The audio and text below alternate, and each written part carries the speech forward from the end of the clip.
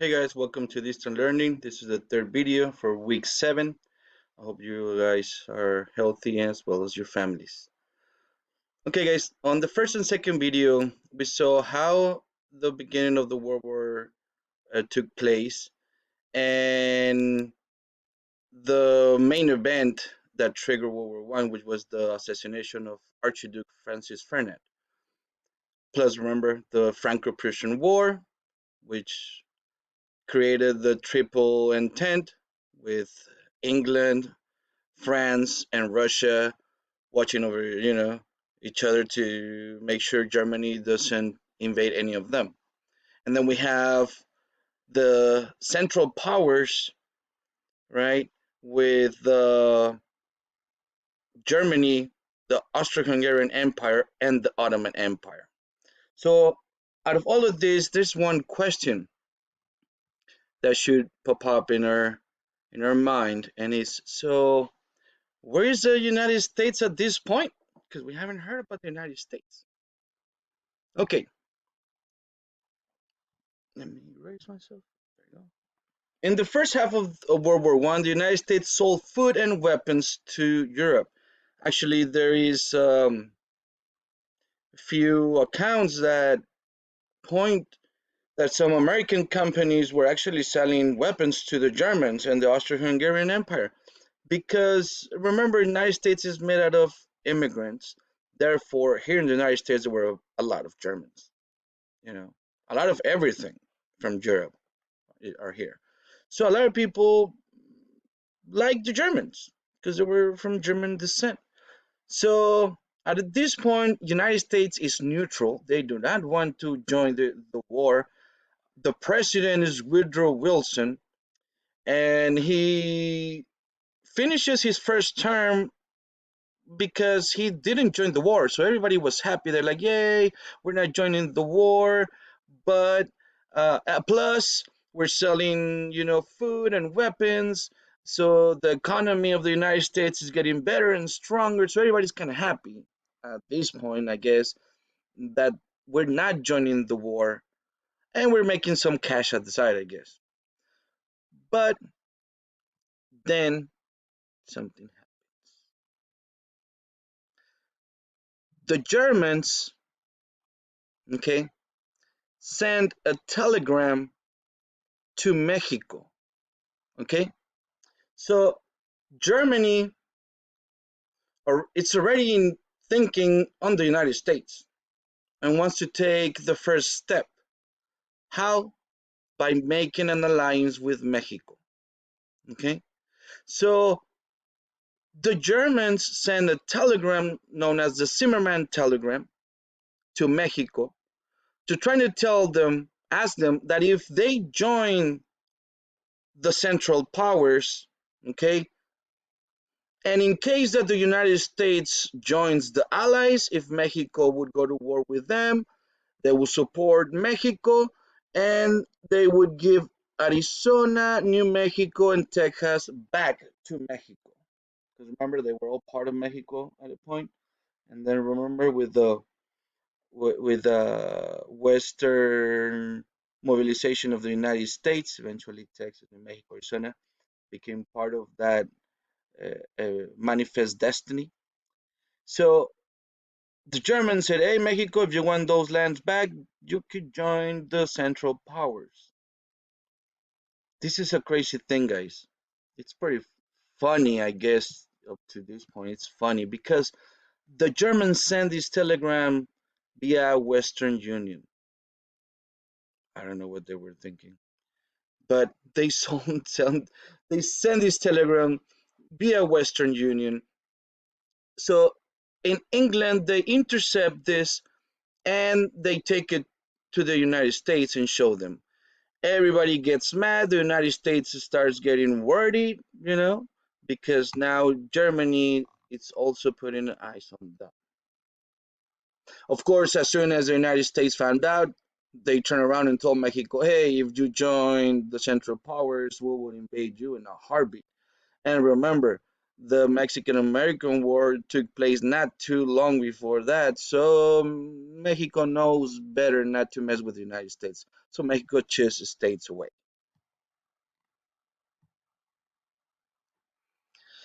Now, because of the Zimmerman telegram, Texas, for example, became a big central for uh, um, camps to train people to start to go to war.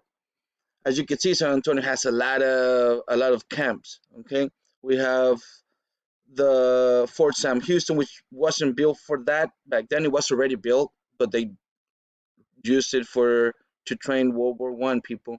They created Camp Travis, okay, in Travis, Texas. They created Kelly Air Force. You know, if some of y'all parents worked there or something, So all of these camps and Air Force bases started popping up here in Texas, okay, and along Arizona also, but mostly here in Texas, which it brought a lot of uh, good economy to Texas. You know, it was good for us. It was good for Texas at this point. Eventually, Germans supposedly because they never actually accepted it, but German submarines sink the Lusitanian. The Lusitanian, guys, it's an American boat, and over 1,000 people die here. So this is April 6, 1917. The United States, together with its people, Woodrow Wilson declares war on Germany. There's no turning back after the Lusitania. The crazy thing is, remember Russia was part of the Allies? England and France? Well, now Russia has a revolution.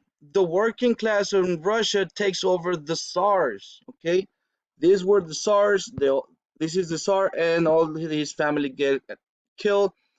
The worker class take control, and the first thing they do is they get out of the war.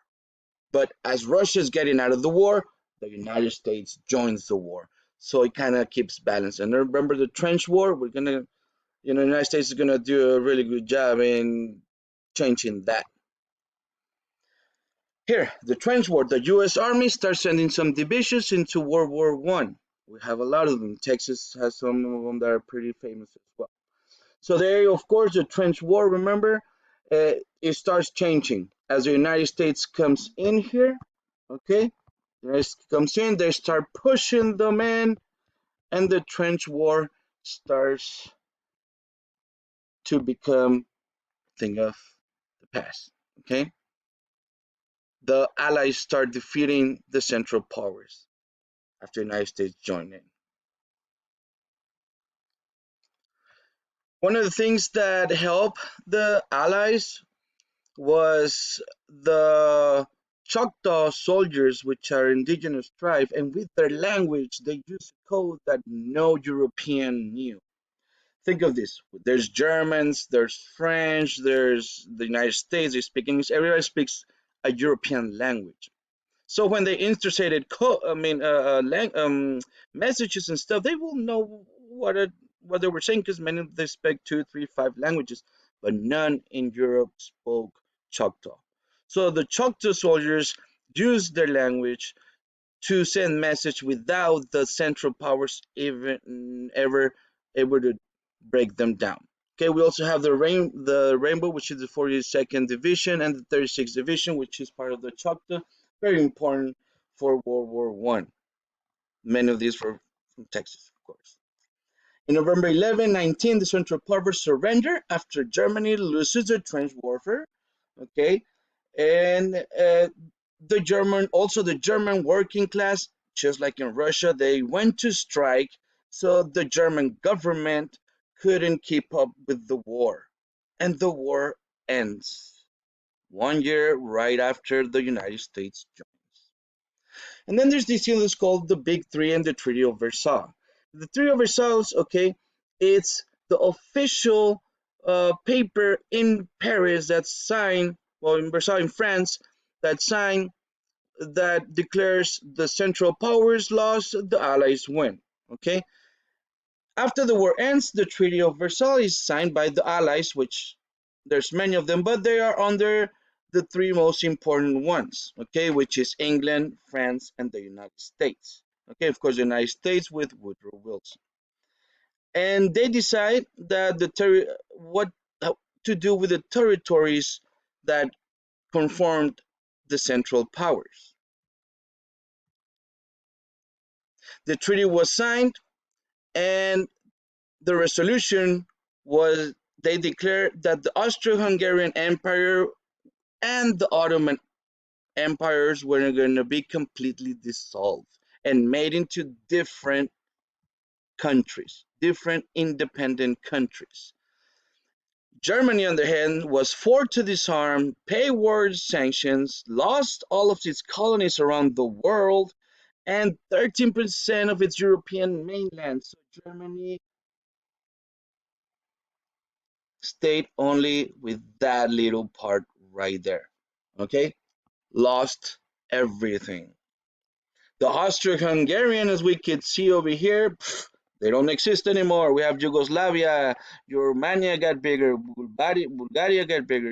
I mean, they disappeared. The Ottoman Empire, Turkey is the one that stayed as a country. It wasn't an empire anymore. They lost all their colonies. They had colonies in Africa. They lost them, everything. Now the thing is here on the Treaty of Versailles, they did not invite the Germans. They didn't invite them to sign. Pretty much, they just told them what happened, and they had to do it. There was nothing else that the Germans could do. They lost everything. Okay.